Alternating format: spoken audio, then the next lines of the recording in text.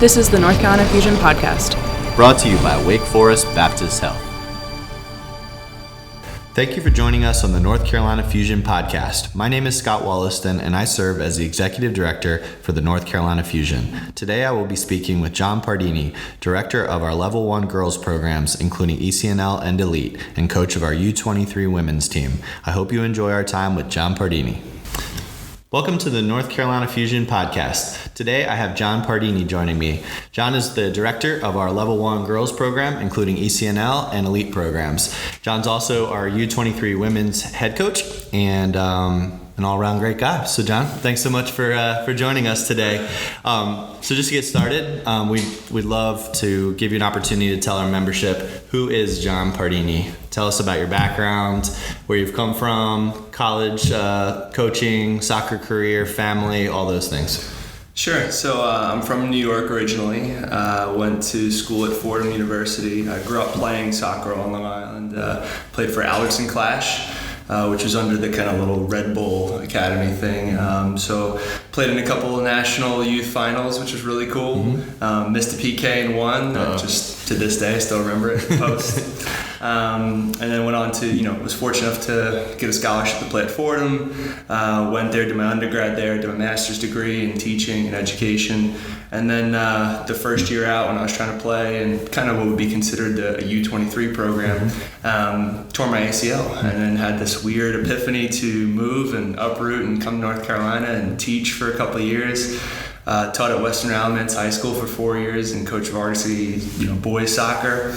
And then I was working a camp over the summer, and Chris Neal, who recruited my sister, who played at UNC Wilmington, was just watching my session and thought I did a good job. So he invited me to join his staff at Elon. I spent 5 years there. And then during the last 2 years at Elon, I decided to, had a conversation with Chad Heineke on the sidelines, and we were just talking about, soccer and things like that. And then I said, hey, do you want me to coach? And I coached one of the ECNL teams, the O3s that I have now. And then, Chad had a pretty persuasive mindset and convinced me to come on full-time at Fusion and step into his role that he was leaving as the ECNL director. And I really didn't know kind of what I was walking into, but I had a decent idea. And then now I've been with the club for 2.5 years, so this is my kind of second full cycle, and it's been really enjoyable, so awesome. I'm enjoying it. Awesome. So you have had probably the most unique accent of everyone I've interviewed because everyone else seems to be from another country, but you did grow up in the North. What's the biggest difference you found coming to North Carolina in the South? I would say that my first 2 weeks of teaching, when I moved down from New York to, Alamance County, Burlington, the kids couldn't understand me. I was talking too fast. And I was like, wow, I have to be really intentional about how I communicate in my words and to really emphasize certain things. So I've slowly kind of eradicated that New York accent, except if you come home for Thanksgiving with us, you'll see just a different tone, a dialect, whatever you want to call it. Sure, so. Fantastic. So what, I guess obviously you've had the high school teaching and coaching component, you've done the college coaching component, now you're full-time in the club environment. Talk about that experience of those changes, pros and cons that you've found to each of those. So my first youth club experience, I was training a team at the very end of my high school, when I was a high schooler, so at 18, and then I coached again during my grad school years. So I was taking on youth teams, and I got to just experience, what it was like working with young players. So I've historically worked between the ages of 11 to 19, and then you go into teaching and you're working with 11 to 19 year olds, and then you go into college, it's just that little bit of bump, but for the most part, most of those kids seem to fall into that little category. And I would say that the most unique aspects is just being on the other side of things, because when you're a player, you experience, you look at your coaches like they're this kind of little alien that doesn't have a life outside of the soccer field. When you look at the teachers, it's the same kind of environment. And getting to know each of the different players and families, and just the investment that I saw my own families put into when I was growing up, and then seeing the investment now, there's just so many similarities, and it's kind of really nice to be a part of that experience that was just truly impactful for me. As a player, as a young adult, I don't remember pretty much any game that I've played in, to be honest. It must be too many head balls or something like that. But I just remember the feeling of training hard, the feeling of playing in tough games. And that's kind of given me confidence to be kind of who I am. Mm-hmm. Awesome. What has been the biggest surprise in taking over the ECNL program or doing youth soccer full time? What's been your biggest, I wouldn't even say a challenge, just surprise? It's certainly unlike any profession that I've experienced. I've worked in a grocery store at one point. I've been a teacher before. I have friends that do a lot of different types of jobs in the business world, things like that. And this is just a really unique capacity. I probably average between 1 to 2 hours per day on the phone with either a parent, a player, a college coach, or a staff member. And I am constantly involved in, I would say, conversations that are incredibly crucial. Mm-hmm. So where emotions run strong, stakes are high, opinions maybe vary. And those are things that, if you're not on top of your game and you don't have a good skill set and you don't approach things with those, with the skills that you have, it could go really poorly. Sure. But it can also go really well. And I think when it does go really well, it's such a fascinatingly rewarding experience. I feel like I have such a unique impact, not only just on kids, but also on families, for good and, hopefully mostly good. Yeah. Occasionally a negative, and that's the ones that really kind of stick with you and wear on you as a coach. But it's just a unique profession. I don't know what else to say. Awesome. Speak about the Level 1 girls programs. A lot of people, I'm sure, in our membership have heard the terms ECNL or Elite or the new ECNL 2 League or whatever it might be, as well as the women's U23s. So those are all kind of within our Level 1 programming. Can you kind of help people understand what are those different levels? Where do they fit into the bigger picture? And what kind of level of commitment do those require?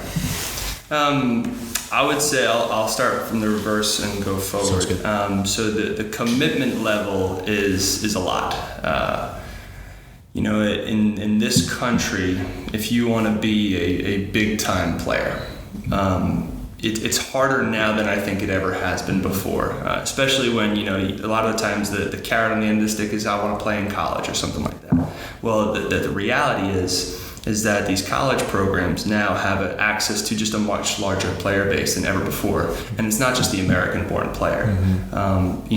I had the fortunate experience 5 years ago to go over to England to recruit players in that area while I was at Elon, to go to Italy, to go to Ireland, and the women's game is booming. Mm-hmm. It's absolutely incredible. I mean, the number of clubs that are investing in their women's programs, and most of those kids live and breathe it every single day. They get to see it on TV. They see it, many have been fans for lifetimes. And now all of a sudden these women's players are incredible and they're coming over. I mean, if you look at Chapel Hill as an example, who was a program that really never had too many international players, now all of a sudden they got 2 and 3. You look at program like mid-major programs. For example, when I was at Elon, we had 3 or 4 players that were from abroad. You look at, Andrew Fleming was talking about ETSU as having only 3 American-born players on the roster. It's interesting. So the landscape is changing tremendously, and for a youth player in this country, if you're not living and breathing in that environment and you're not constantly looking to improve, again, the player base is much larger. It's just the opportunities aren't as big as they kind of used to.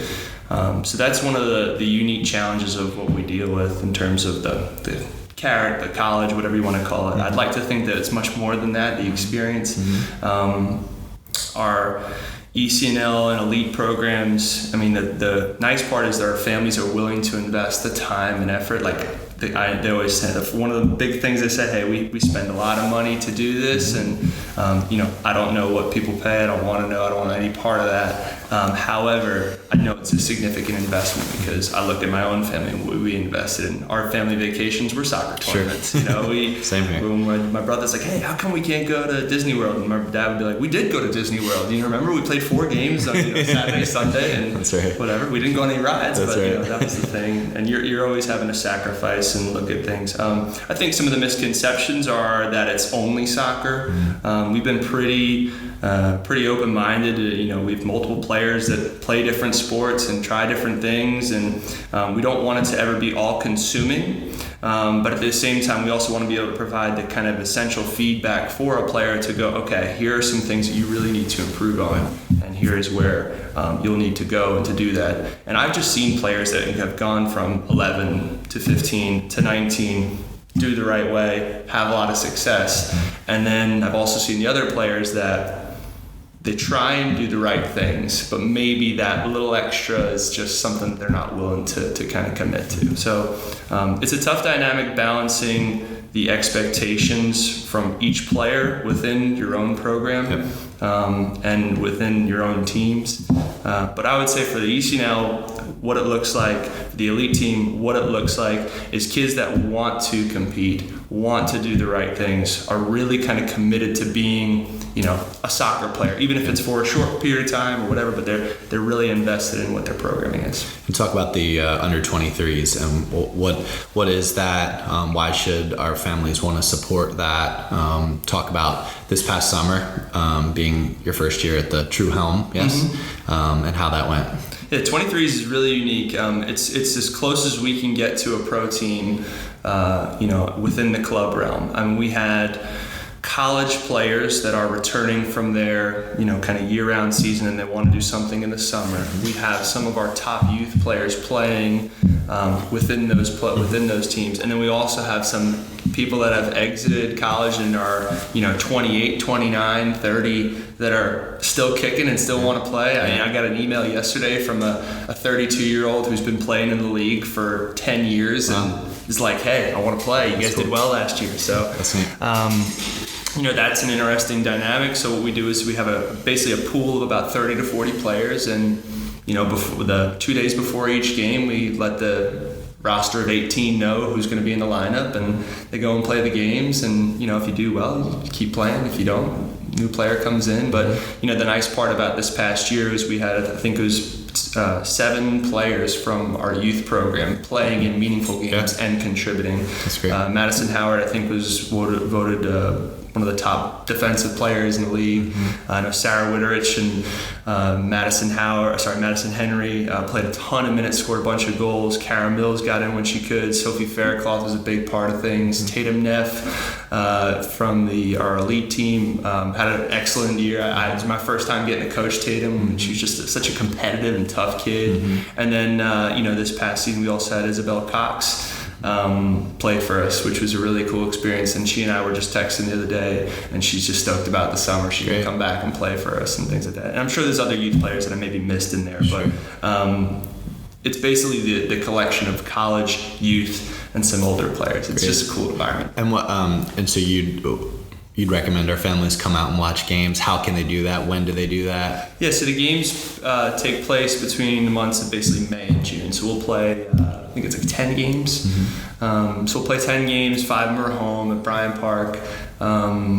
It's such a cool atmosphere and environment. I mean, we've had some of the youth players, some of our young youth players walk out with the teams. There's always some sort of like little events and stuff like that. I think for some of our families and some of even our younger 13 and 14 year olds that play within our triad program, or they can see themselves going, oh my God, I know Sarah, she's out there on at the fields in Winston, I can do that. So I think that's gonna always be a big component of what we do with the 23s is making sure there is a blend between our youth program and our college players and older players. But it's a really cool environment. Yeah, that's really neat. And obviously, I'd recommend any of our families to come out to those games. It would be fantastic this summer, and the schedule is complete, correct? Almost 100% complete. We got to move one game at the end of the summer due to the ECNL Nationals. Great. So we'll get that info out to everyone. Let's sort of go bigger picture for a second. I know you talked about the girls soccer becoming much more global and growing in many other countries. I think in youth soccer in America, we are seeing a little bit of thinning of the pipeline of girls participating, not just in soccer, but in other sports as well. Can you comment at all about why, number one, why do you think that's happening? And number two, why should a parent really want their daughter to play soccer or sport? And then, and finally, what things can we do as a club to start to turn that trend? I talked to Sarah Bridges before I got on here, and she said that this was one of the toughest podcast shows in the country. The questions are They're deep. Impressive. So I'm going to have to ask you to clarify a few of those things as I go through it. So I think a lot of people have some opinions on why kids leave and don't leave playing. I'll look at a couple things from being both a teacher and a coach. So the thing we're combating, as adults, even with our own kids, I find myself on my phone. If you look at the screen time, it's not always great. Sure. There's so many ways to get instant gratification through technology now. So, you're going to get the likes that come up, the little games you achievement, all achievements and stuff like that. And, soccer in general is not a sport of success. It is a sport of constant failure. Yeah. And when you don't always experience success as a player, and every single player within our club is not going to experience success at one point or the other. That's right. And there's going to be a really tough moment where they're going, do I have to do this? I don't know if I want to do this. What I will say is that we provide, it's sports in general is one of the safest places in which you can have your child experience adversity and you kind of be a little barrier of support for them. They're going to experience a lot of different periods of adversity. I'll talk about just our girls in general. So the female experience, and this is not even just sports, in life is very challenging. Many of these girls will be experienced to things like drugs, alcohol, potential sexual assault type things, harassment, and those types of experiences can just completely destroy a person. And what we provide in the youth experience is a safe way to get a little bit of adversity, to get a little bit of failure, to show them the steps that they can take to improve so that they gain confidence. When females are confident and they feel supported in what they do, the sky's the limit for them, and you see them grow immensely. So making sure that we can provide that safe environment for kids where they can do this, something that they enjoy, that they don't have to, they're not forced into. That's something that when I look back on my own experience, that's what I remember. Sure. It's that confidence that you gain through doing something that you may have struggled with initially, and now all of a sudden you feel decent about it. Yeah. You feel confident, you feel good about what you're doing. And that's true of all levels, right? The fact is a lot of times, like we've talked here about ECNL or elite, and perhaps players have an aspiration of playing in college or maybe pro at some point in time, but the fact is that we're using this platform not necessarily to get them there. If that's the outcome and they're able to achieve that, that's fantastic. But ultimately, it's about what are we doing to develop the human, right? And this experience, playing sport or playing soccer, allows us to have these mini moments of this, and how can we work together to help shape them as young women, right, into the future. So I love that. And from my perspective, I got the opportunity to travel with the ECNL back in the late fall, and it was really fantastic to see sort of the standards that you guys want of the players, that when they're away on a trip like that and their parents aren't there, they have a certain level of responsibility for themselves, right? And you guys do a great job of maintaining, the standards, the expectations of what they should be doing, when they need to get to bed, when to clean up their stuff, when to be ready, when to get to breakfast, when all of those things they've got to be responsible for. And I think that's a quality that perhaps kids lack without that type of structure and without that type of support. So kudos to you guys for creating that environment while also maintaining awesome relationships with the kids and the families, which is hard because parents want what's best, and sometimes that what's best or what they think is best is different to what maybe is happening at that moment in time. And that's where the rub comes. And I think you've mentioned these crucial conversations that you then have to have with parents, not saying that we know all, just simply why we're doing what we're doing, getting on the same page. So let's sort of change gears and let's talk about crucial conversations, because probably most of our families don't know that you did a presentation for our staff 2 weeks ago about crucial conversations from the book Crucial Conversations, and I thought you did a fantastic job with it. We talked about it afterwards, and I think that if our families knew kind of that type of training that we're putting in place for our coaches, I think they'd be really happy to hear that. And probably any human needs that type of training, whether you're in youth sports, youth soccer, parenting, whatever it may be, whatever line of work. So talk about that process of reading the book. What did you learn, and how did you share that learning with the rest of our staff? Yeah, I mean, I would say, one, I think you'd mentioned the book a year ago, just in a random presentation, and I just wrote it down and added it to my list of things that I need to read. I read books on soccer, or books on, trying to be a leader and things like that. So anyway, the book itself, and to be very clear, I'm not an expert on crucial conversations. I think the reality is that I know that I'm going to enter into conversations all the time that are not going to be easy. Every human has to do that on a weekly basis, whether it be in your workplace, your relationships, your family. You're going to enter in a conversation that just isn't necessarily exciting. It's going to be a little bit of a challenge.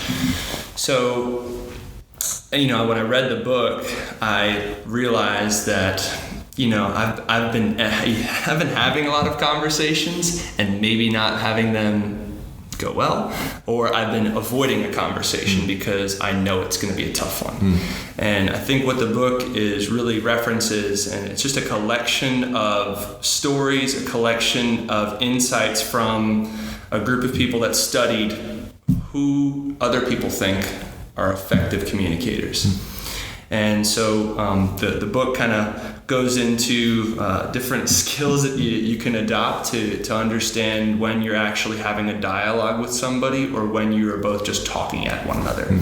I think there's some of the key takeaways that I notice, and there's things that us as coaches and parents are having to deal with. A lot of times our coaches and parents are on a mutual agreement of what we want best for the player, but there's not necessarily a dialogue that takes place, and usually because someone is either silent and avoiding the conversation, or somebody is violent and lashing out about their experience. What I've learned is that, anytime anybody enters into a conversation, there's a story that they bring with them. And it's like joining a movie late. When I've sat down and I'm on, my wife's on season 3, episode 2, and I'm like, what the heck's going on? And then she looks at me going like, don't you remember this, this, and this? I'm like, no, I'm on like season 1. Like, right. What is all this that you're entering? And then there's this little, disagreement and this animosity that gets built up over time if that dialogue doesn't come back. So what I tried to do, at least in the presentation, was just provide some skills that I picked up from the book, skills that both us as coaches can use. I would recommend it to every single human being. I looked at it and go, oh my God, this is what I do with my wife in a conversation. Like, this is horrible. Like, how can she, then I looked at some of the conversations that I've had with players and parents and going, okay, how can I be more effective in this? Mostly, little things. You want to be 20% talker and 80% listener. If you're doing that, the other person's gonna be heard, and learning how to recognize that the other person means well. They just maybe have had this idea in their head for a while and it's festered and they weren't able to share it, and I think that takes place a lot in our seasons.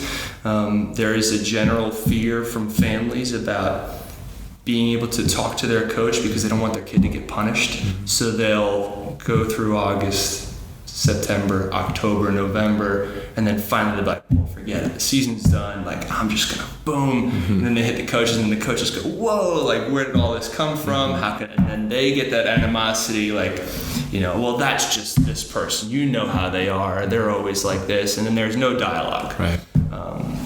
So I think I wouldn't say I'm an expert. I'm trying to grow as a human being to become a more effective communicator, and I really am just trying to share that with as many coaches and people as possible. That's awesome. It was good. It was really good stuff. I think I learned a lot from it. I thought you did a great job of creating situations for people to work through, and I think people really understood what you were talking about. But you're right. Now it's can folks put that into practice and actually use it on a daily basis? And we would probably ask everyone in the club to take a chance and read the book and work through that. So one other question before we move into our last part. Of our core values, we know we've talked a lot over the past year or two about our core values, specifically our core values in action. Which of the 4 core values do you feel you have seen in action the most? And then which one would you say as a club we really need to continue to focus on, or we really need to improve in? I would say from a staff perspective is development.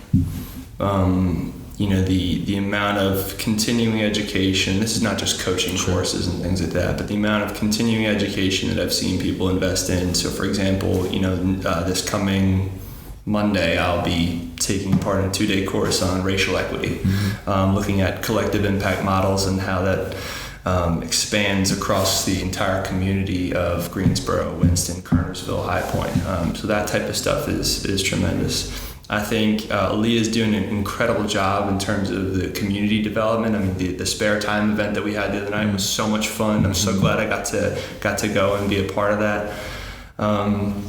I would say that the trust thing would be our entire collective staff that is coming from East and Central and West, and this, the multiple personalities and dynamics that exist within that, and seeing us spend more time together and how to kind of, we align on these things, because many of those people have been rivals for a long time of, either competing for players or competing against one another on the sidelines. I would also say the trust from the families, they do enter into a huge investment with us, and they put their child in our program, which means they're giving us the freedom to know that we're doing what's best for them or to look out for their safety. And so I would say the relationships that I've developed with some of the families, and I've seen some of our coaches develop with some of the families. That doesn't happen without trust. Right. If you have the best coaching takes place when both parent and coach and player are all in complete trust. And I've just seen kids go from here to there just from those simple relationships, and which is the toughest thing to take place. But those are some of the best core values in action. Humility is just obvious. I mean, you can look at either results that you have on the weekend, or you can look at the number of emails that you get on a Monday, or the, just for me, the book of Reading Crucial Conversations is going, oh man, I'm failing at this. I'm gonna have to make some changes. And but I think having a growth mindset has been a really impactful thing. Mark Simpson talks about it all the time. In terms of coaching, in terms of players, and I would say we're really starting to live those core values. That's great. That's great. It definitely has taken time. So, all right, John. So we've at the end of every podcast, we always do rapid fire questions. So I've got a few questions so that our families get to know you a little bit better. So here we go. John Pardini, what's your favorite food? I would say it's gonna be funny. This is chicken parmesan hero, but I don't really eat meat anymore, and so it's devastating to not eat it anymore. But I love chicken parmesan. What is that, like a parmesan gyro it's now? It's a chicken cutlet with. No, I'm saying without the chicken. What is it? Oh, it's nothing. There's nothing that replicates it anymore. And if you're from New York, you would know those things. But down here, I guess I would say. I'm gonna go pizza. I love pizza. Fair enough. Oh, mint chocolate chip ice cream. Okay. Trumps that. Okay. There you go. There we go. Favorite team? New York Rangers. Favorite place you've visited? Favorite place that I've visited? I would say I'm going to put two things. I'm going to say when I first moved down here, Chapel Hill, because I met my wife there on the first week that I moved down. So Chapel Hill will always have a special place in my heart, specifically Carborough. Okay. But I would say Liverpool in England. All right. And what's a place you'd like to visit? I would like to go to China. All right. But I can't get on a plane until I hate flying. Okay, fair enough. You gotta figure out a way to do that. I don't know if there is. I know it's not. It's a long boat ride. Favorite band or musician? This one's tough because I like to change the type of music, but I have very specific bands that remind me of my relationship. So anytime I hear Led Zeppelin, my dad, just love it. Nirvana is my brother. Motion City Soundtrack was when I was in college. I love that. 311 reminds me of my sister because that was the first tape that I had as a little kid, and she and I used to share a room and used to listen to those bands a lot. And then nowadays I love a lot of the different some house music, some like Lil Nas X. I love his one song Closure, which was a song that he came out to that I love the song, the meaning that it behind for him as an artist. I like a lot. That's awesome. Let's get to know you better that way for sure. Why do you like wearing red pants? The color red makes me feel good. There's no other way to describe it. It's not an allegiance to a team or a political party or anything like that. Just the color red makes me feel good. Awesome. This is a little bit of a shade of red, which is the nice NC Fusion gear, which is new, which is super comfortable. Yeah. Little plug for the NC Fusion store. Well done. I tried to get that in there. But I just feel good wearing red, and I do like a little bit of flair. I try and wear some eclectic socks every once in a while too. Nice. And the red pants was something that college coaches couldn't see that, that's NC Fusion. There's the guy with the crazy guy with the red pants or whatever. So just a little way to make us unique in certain ways. What inspires you? That's a good question. Tough one. Sarah was right on this. You didn't have this question for other ones. That's right. I would say, I like when I feel valued, and I think every human probably wants that. It's the feeling of purpose and value. So when I see others kind of instill that in me, it really drives me.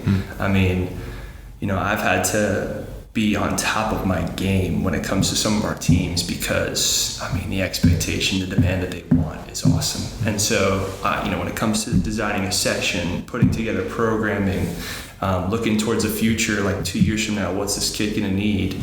I would say that feeling of purpose and value, I thank people like Chad that gave me the opportunity here, and you guys as an organization to put me in this position. And now it's just I don't want to fail. This is a fear of failure a little bit too. I just want people to feel good when they're done with our program. And I feel really fortunate that when I was teaching in Western Elements, I had a couple of I had the varsity boys team, and I was 22 and they were all 17, 18, 19. And I still see some of those kids, and they come back, and I just see the feeling that they had in playing, and I'm like, man, that's great. It makes me feel good. It kind of keeps me driving. Yeah, that's awesome, John. That's good stuff. Well, man, thank you for being a part of the club. You've done a fantastic job. I've seen over the last 2 years tremendous growth, not just as a coach or a director, but also as a leader, as an individual. And I'm proud of you in that. And I hope to see that continue. And like you said, you're extremely driven, and I know you'll do a great job. So thanks for being on the podcast today. I think that it's a great opportunity for our families to actually get to know you if they don't know you, and all of our other staff as well. So thanks for your time. Appreciate it. And one last thing, the MVP is Kristen Strain. We know that. Got to throw that in there. Fantastic. So, well, thanks everybody for joining us today on the North Carolina Fusion podcast. We'll be back soon with another episode. Go Fusion. For additional information, please visit our website, follow us on Facebook, and subscribe to this podcast.